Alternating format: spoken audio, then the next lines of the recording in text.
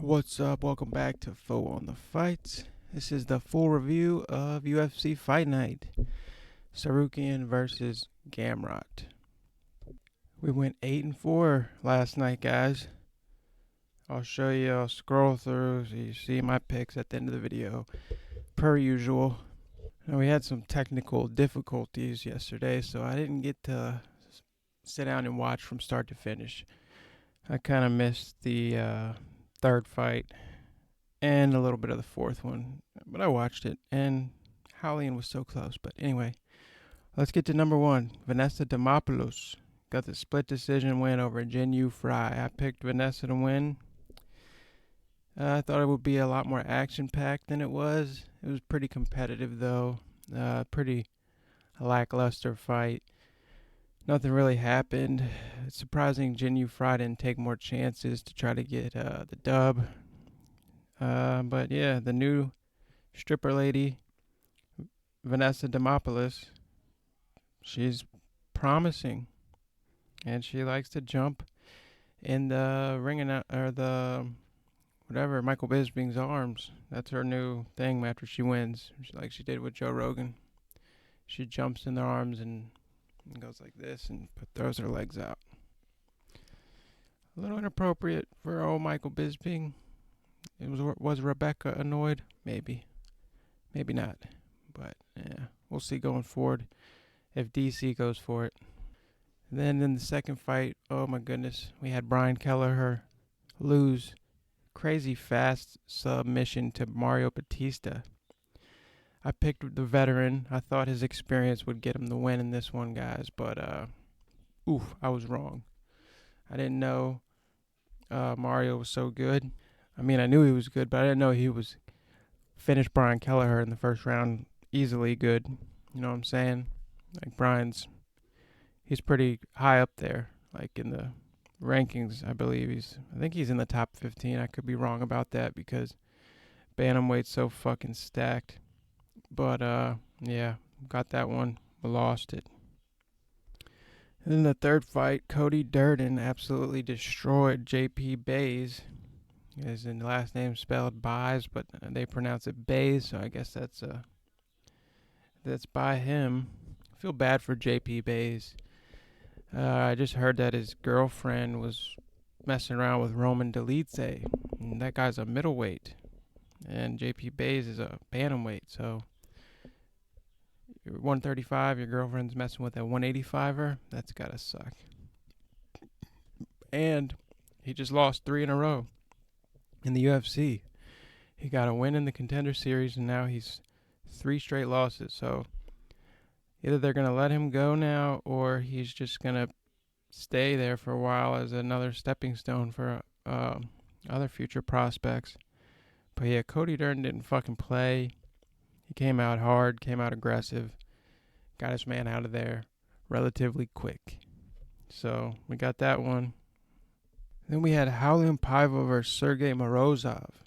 This was a good fight. I mean, these guys were throwing fucking hands. Leather was being slung. Howlian, I thought, was going to come back with a vengeance after losing to Sean O'Malley. And he did. But he looked a little sloppy out there. He was throwing heat, but he was starting to get countered. And then Morozov took over with the wrestling, and I think rounds 2 and 3 mostly, and he ended up getting the unanimous decision. I thought maybe Howlian could have won it, but that was one of the fights I think I tapped out. I had to do something. I missed like the third round or something. Anyway, next fight, TJ Brown. We lost that one again. Picked TJ Brown to beat Shailen Nordembeke.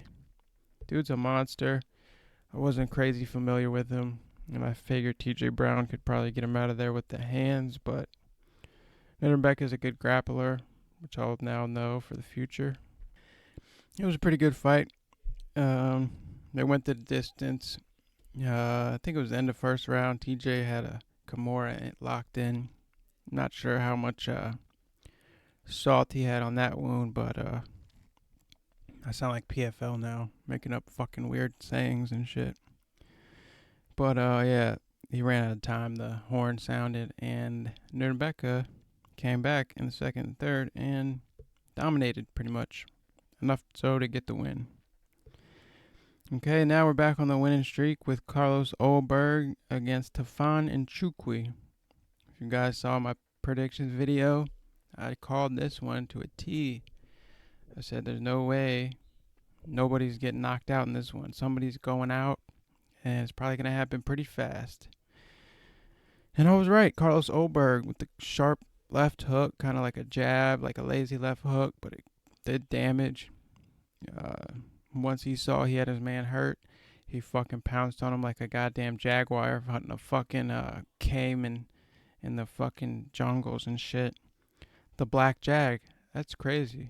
I just made that analogy, and I then realized his nickname is the Black Jag. So, he's a finisher. If he gets you hurt, he's going in for the kill. Will it cost him in the future?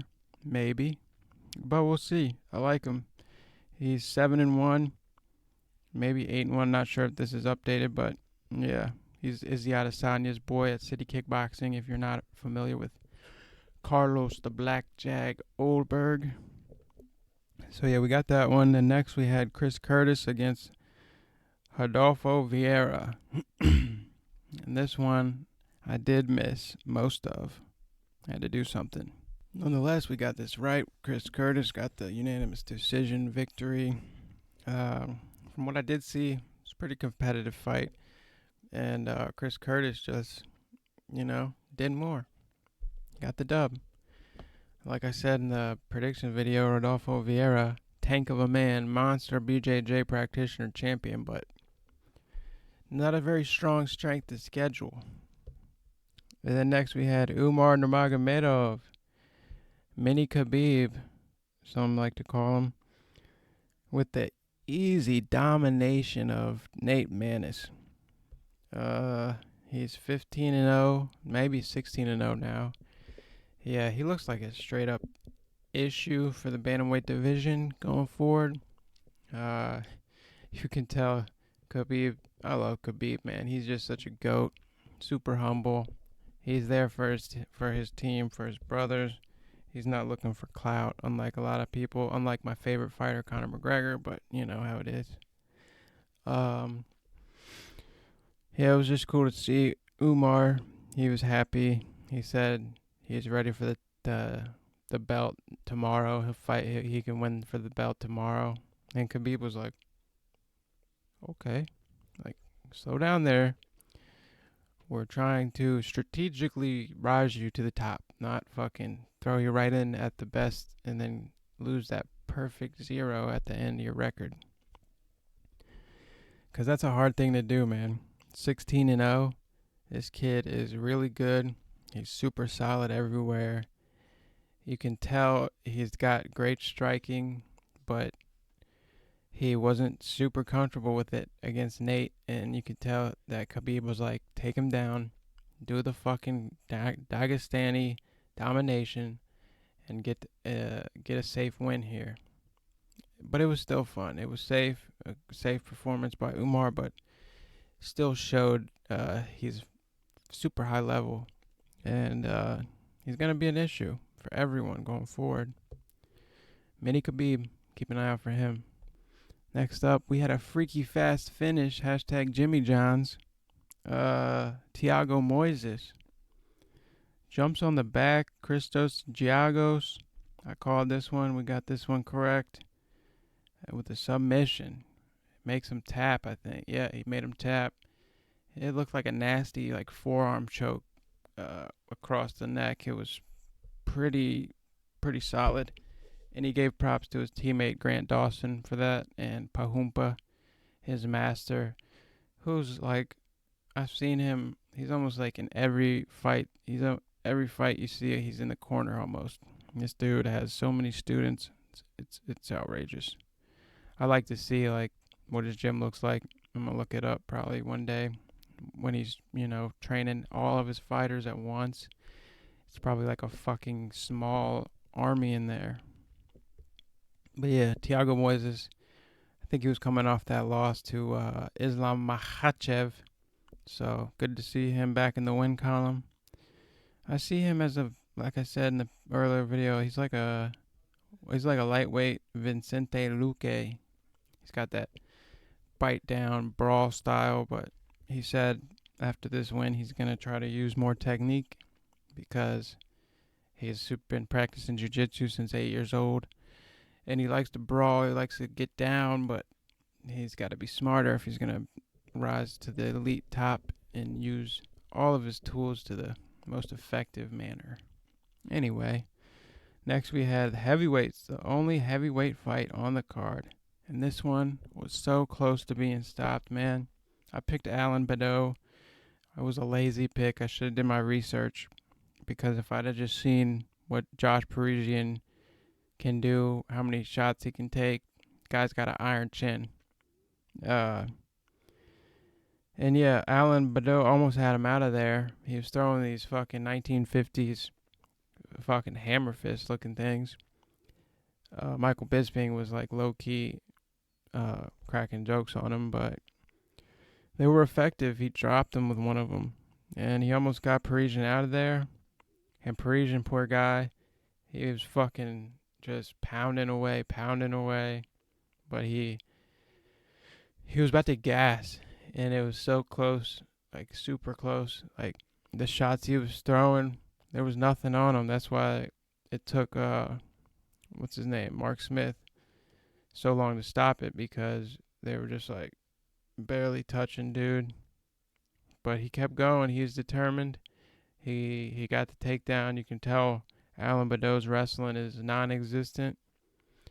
Once Josh locked the hands, it was game over pretty much. And he was just dominating him on the ground. Dude looked like he had no idea what the fuck to do. He looked decent on the feet, but on the ground he looked like a straight up novice. So yeah, that's the last one I got wrong, with Alan Badeau losing KO TKO. Really just lost by complete exhaustion. Both these guys were fucking done. And like I said, yeah, Parisian was like so tired he almost couldn't even finish. That's why what I wanted to say was, why didn't he look for a submission? Because he's looking at Mark Smith not stopping it. So you're fucking that tired.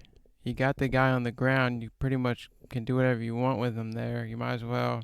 I was thinking he was in the perfect position. Just slap his legs over and lay back for an armbar. Quick finish, I mean. But I'm not the expert. I'm not the professional. It's just something I saw. So I'll be keeping an eye out for Josh Parisian going forward. The guy's a dog. He fucking can come back from a heavy, heavy storm. And then we had another dominant performance by another undefeated fighter, Shavkat Rakhmonov versus Neil Magny. We got this one right. I picked Shavkat. I'm a big fan of Neil Magny. I found myself rooting for him, even though I picked Shavkat, just because it would have been cool to see him do something a little better than what he did. He put up a good fight, but it was one-way traffic, basically. He was on the defensive for most of the fight, and he threatened a little bit of knee bars and heel hooks and shit, but when he was on the ground. But yeah, Shavkat just really looks like a problem, man. Neil Magny, he's an elite welterweight, and this guy just pretty much beat him with complete ease. So I'm looking forward to seeing what Shavkat Rakhmonov does in the future. Same as Neil Magny, but yeah, I think this Shavkat guy's... And it sucked. You could tell Magny was just so fucking distraught. He was trying to get the most wins in the welterweight division. If he would have beat him, he would have surpassed GSP. So that's got to be tough.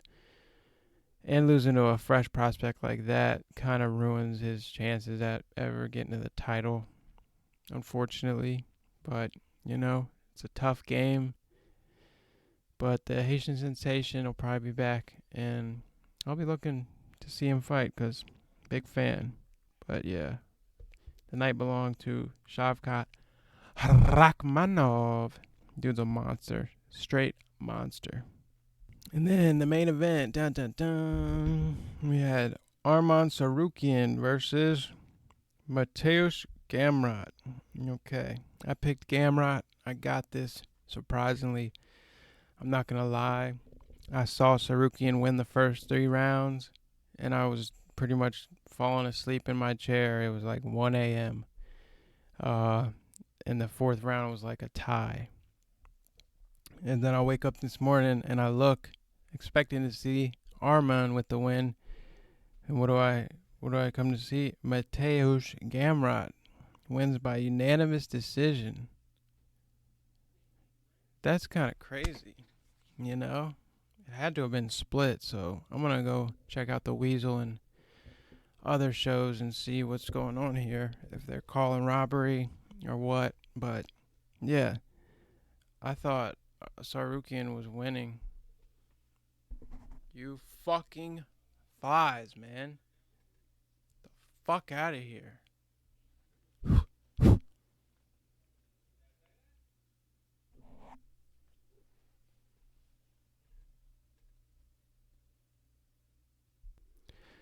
Sorry about that.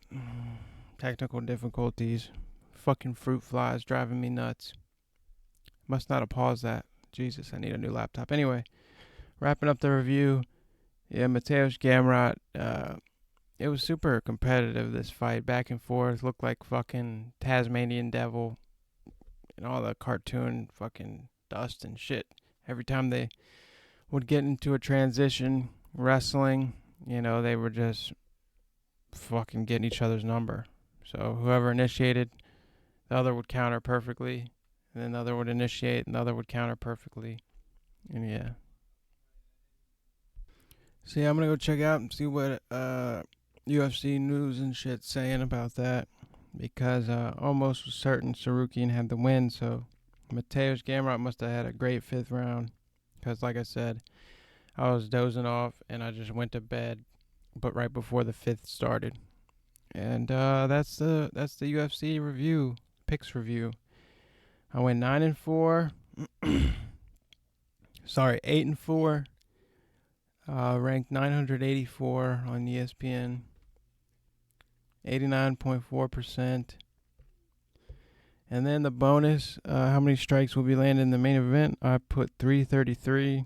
Final was 218, which seems crazy because these guys were pretty high paced going at it for 5 rounds, but I guess there was a lot of wrestling involved in grappling transitions, pardon. So yeah, like and subscribe if you enjoy the content. Stay tuned for more UFC news and fucking picks for every single card. I'll be doing prediction videos. I'm always over 50%. I'm still trying to get that 100% night and get that free pay-per-view and maybe another prize. I don't know what ESPN does, but anyway, I'm not doing it for the money. We might start betting one day. If you guys bet out there, let me know if you won anything. Let me know your thoughts on the card. And I'll see you in the next one. And thanks for all the support and all the subscribers that just subscribed. You are the GOATs. You are the champs. You're the reason I do this. So, good looking and peace.